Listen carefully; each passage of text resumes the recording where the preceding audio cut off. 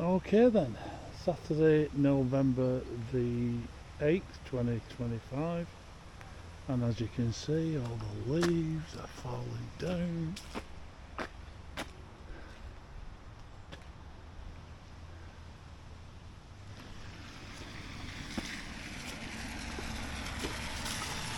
And we're off on a little walk.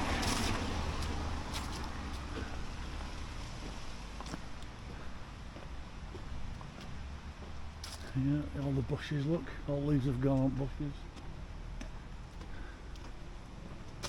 And they're all on the floor. Oh, here comes winter.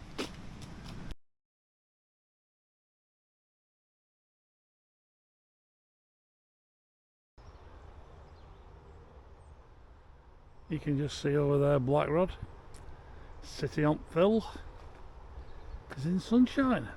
So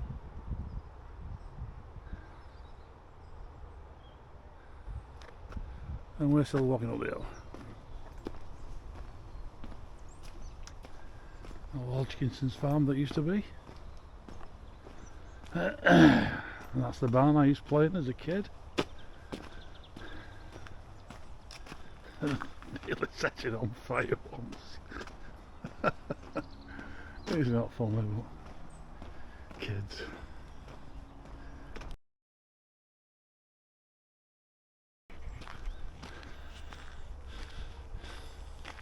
Well, it's an interesting day today. We're on the top road.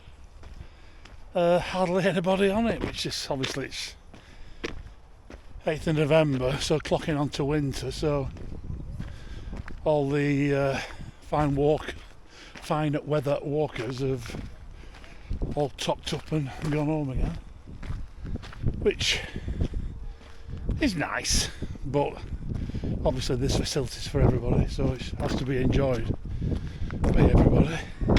But it's nice to be up here on your own as well. So coming up to the snack shack now, and one or two people getting a cup of coffee from Leone.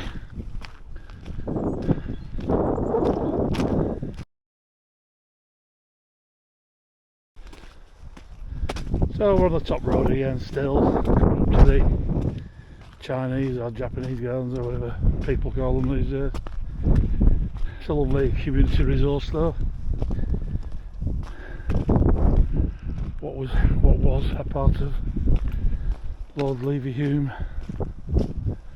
estate back in the day, 1903, something like that. So it's a fair few years ago, but it's still here to be enjoyed by everybody. So I've booked for my next year's Camino, the Camino Inverno, which is from Ponferrada to Santiago de Compostela. It's another 2-week walk, 200 or so miles ish. Bit mountainous. Hardly anybody goes on it, so that should be interesting. It doesn't bump into the Camino Frances, which again was another culture shock from the Primitivo, where it meets at Melide. But yeah, anyway, Camino Inverno, something like the 4th to the 19th or 5th to the 20th, something like that, of September next year. So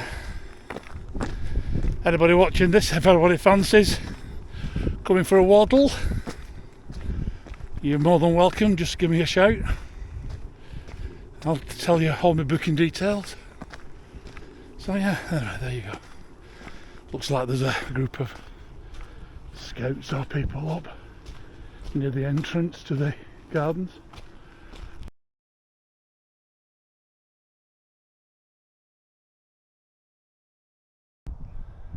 Okay, so I got to here and then I thought, which way am I going to go? So I thought, well, I think I'll do the Bomber Memorial route.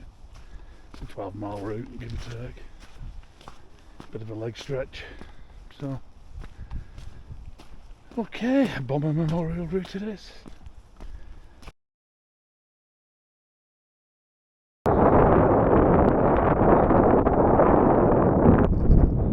This is the point of the lake. Look at that one. Just lots and lots and lots and lots and lots of nothing.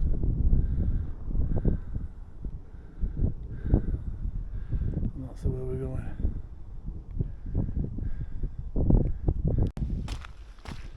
Well, weather's closing in a bit, but allegedly there's no rain. Allegedly. Oh, that's a big word for in England. Allegedly. Might do, might not.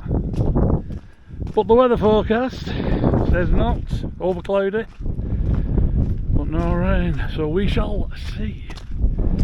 But meanwhile, I'm still in this beautiful part of the country. See how all the grass has turned now. It's a nice golden, orangey yellow. Beautiful. Look at that right in the distance. You know? Yeah. And this is literally on my doorstep.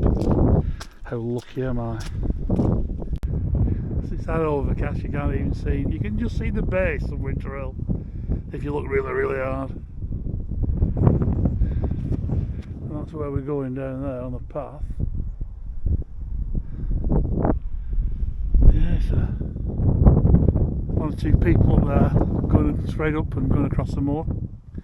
Maybe next week, not this week. Here we go, onwards.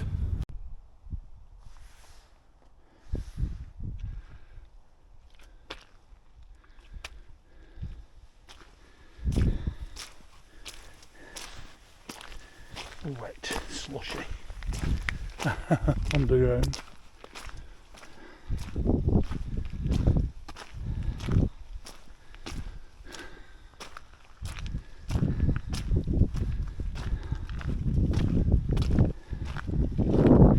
Not seen anybody since we came onto this other moor.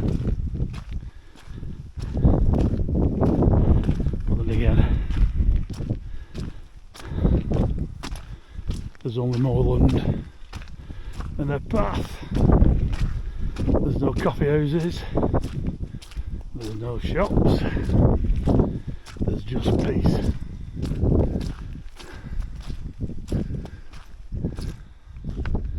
And that's exactly what you want.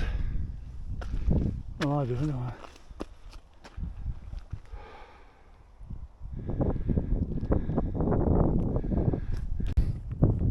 Well, I've never met a more muddier path in all my life. I've come down here loads and loads and loads and loads and loads and loads and loads of times.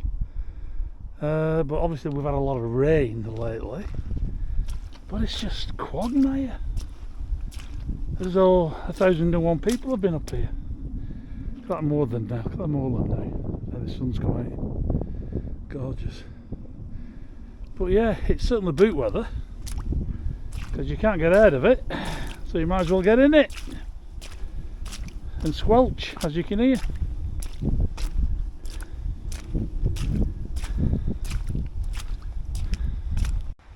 So that's the Bomber Memorial.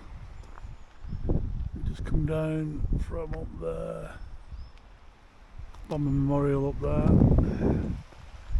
and we went that way.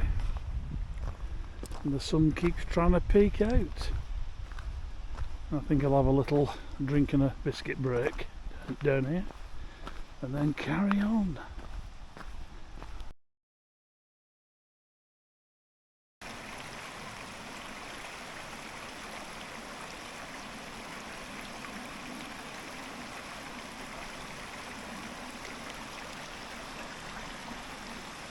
This is one of the better parts of this walk. I like walking along water. the side of it. Solar birch. Bit of a forest up there.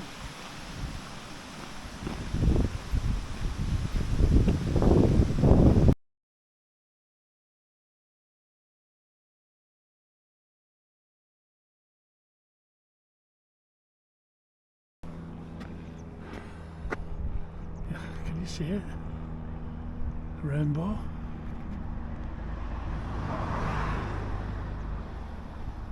Yeah, of course you can. There you go.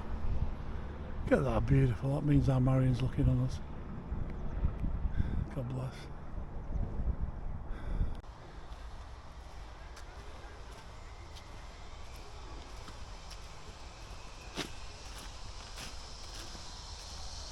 Something on the zip wire there.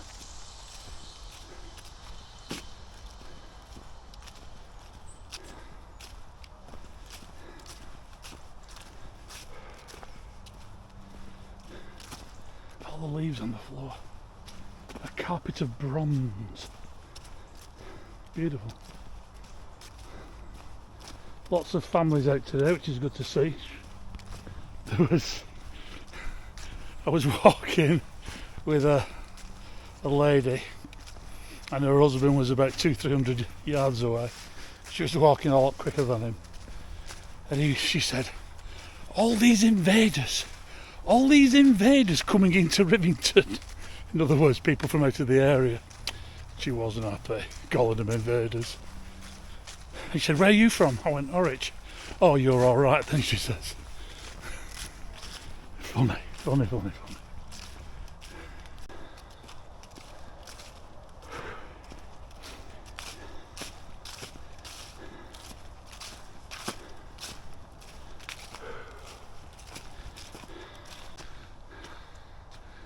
So this is the castle, Rivington Castle.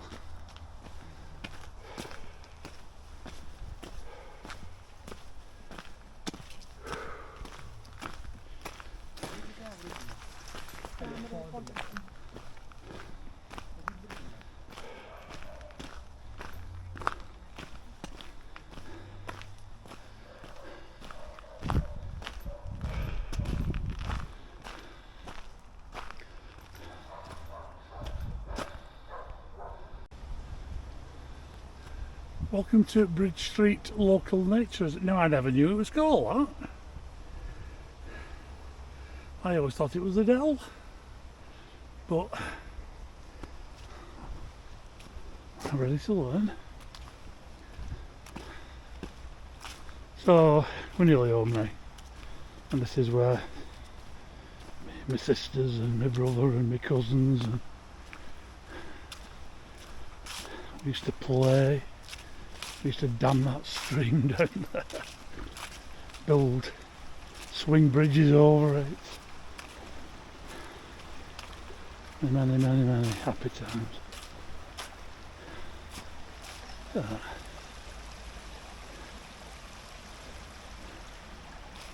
beautiful.